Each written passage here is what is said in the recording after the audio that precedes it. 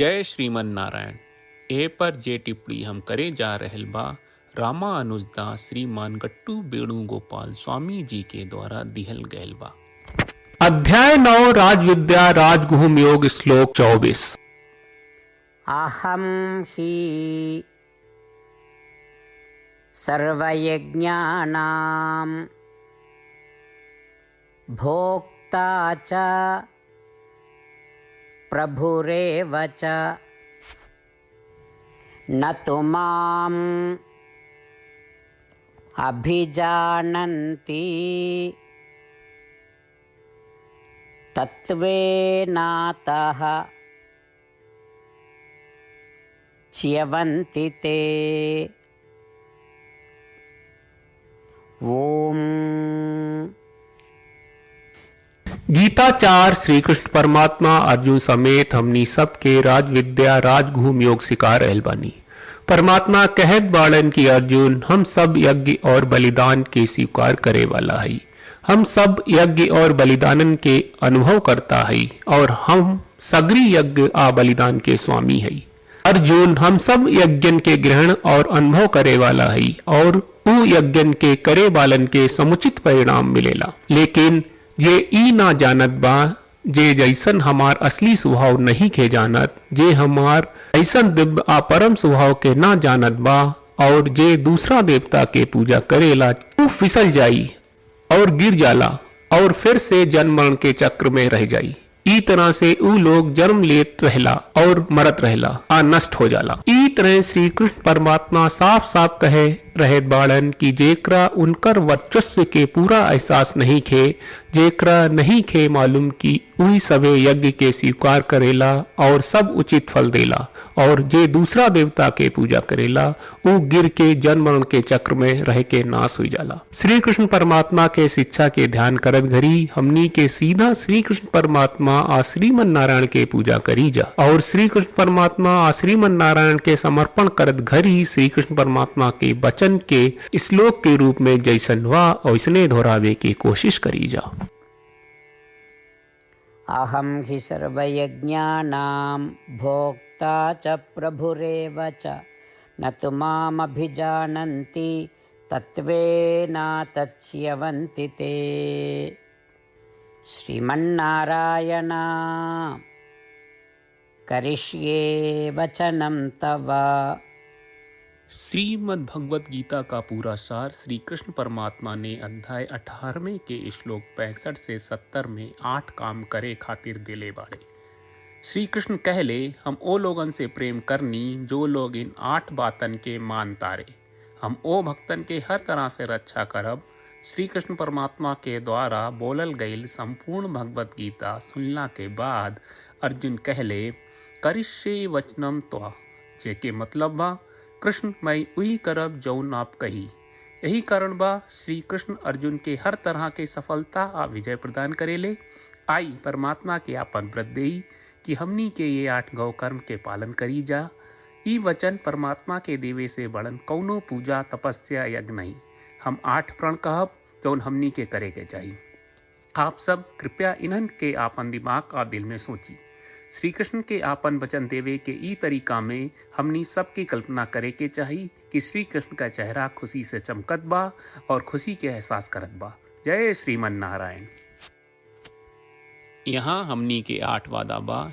हमनी के पहला वादा, हे श्रीमन नारायण आपका निर्देश के मुताबिक हम हमेशा तोहार ध्यान करब और तोहार बारे में सोचब। हमनी के दूसर वादा, हे श्रीमन नारायण आपका सलाह का अनुसार हम हमेशा आपका भक्त रहब। हमनी के तीसर वादा, हे श्रीमन नारायण हम आपन सब काम तोहरा सेवा के रूप में और तोहरा संतुष्टि खातिर करब। हमनी के चौथा वादा, हे श्रीमन नारायण जैस की आप माने के कहले रहलू, हमरा बहुत विश्वास बा कि हम आपके होई और हम हमेशा आपन दोनों हाथ जोड़ के आपके नमस्कार करब और आपकी पूजा करब। हमनी के पांचवा वादा, हे श्रीमन नारायण हमरा के तोरा बात माम एकम शरणम ब्रज 1866 याद कहले, जहां आप हमरा के आपन का अर्पित करे का कहा। श्रीमन नारायण मैं हमेशा तोहरे शरण में रहब। हमनी के छठवां वादा, हे श्रीमन नारायण, हमरा के तोहरा बात माँ सुचहा 1866 याद कहले कि आप हमनी के शोक ना करे का आश्वासन दे रहे बड़े, हम अब और शोक ना करब। हमनी के सातवां वादा, हे श्रीमन नारायण, आपने हमरा खातिर श्रीमद् भगवत गीता के वितरण करके हम सबके कृपा कहले और आशीर्वाद दहले बा। हम वादा करत बानी कि रोजाना कम से कम एक श्लोक पढ़ब या सुनब। हमनी के 8वां वादा, हे श्रीमन नारायण, आप गीता के पूरा मानवता तक ले गयलू। हम गीता में आपके दिव्य वचन के उन भक्तन तक पहुँचावे के प्रयास करब जे गीता से अपरिचित बा। हे श्रीमन नारायण, हम उई करब जौन तू करे का कहब। हम ऐसन व्यवहार करब जैसन आप चाहत बानी और हम खाली आपका खातिर काम करब। श्रीमन नारायण के रोज आपन वचन देहल कि हम ओइस करब जैस आप कहत बानी, ई अपने आप में बड़न पूजा बा। श्रीमन नारायण, करशे वचनम त्वा। श्रीमन नारायण, हम तोरे निर्देश के मुताबिक काम करब। सर्वम श्री कृष्ण अर्पणम अस्तु। जय श्रीमन नारायण। अहं हि सर्वयज्ञानां भोक्ता च प्रभुरेव च, न तु माम् अभिजानन्ति तत्त्वेनातः च्यवन्ति ते। ॐ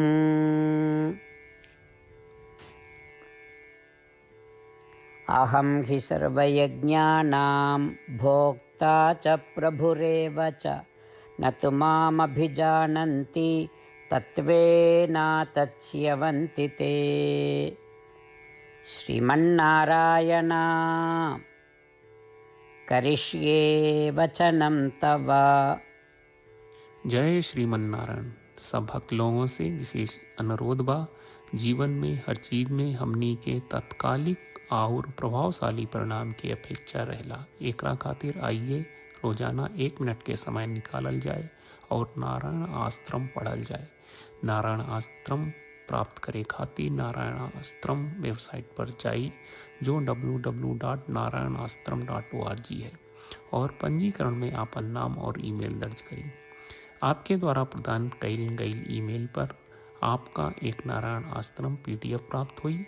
PDF में एक रामायण श्लोक, एक गीता श्लोक और एक विष्णु नामम बा। ये तीनों के मिल के नारायण आश्रम कहल जाला। हर व्यक्ति के ये श्लोक के अलग अलग संयोजन मिलेला। जब हर कोई 24,000 भक्तन के साथ रोजाना आपन नारायण आश्रम पढ़त आ सुनत बा, ता हर दिन संपूर्ण रामायण का 1 दौर, श्रीमद् भगवत गीता पारायण के 33 दौर और श्री विष्णु सहस्त्रनाम स्तोत्र पारायण के 24 दौर प्रतिदिन पूरा होएला। ई एक बहुत ही उल्लेखनीय और विलक्षण परिणाम बा, जौन हर एक दिन ऐसकरे से निकलेला।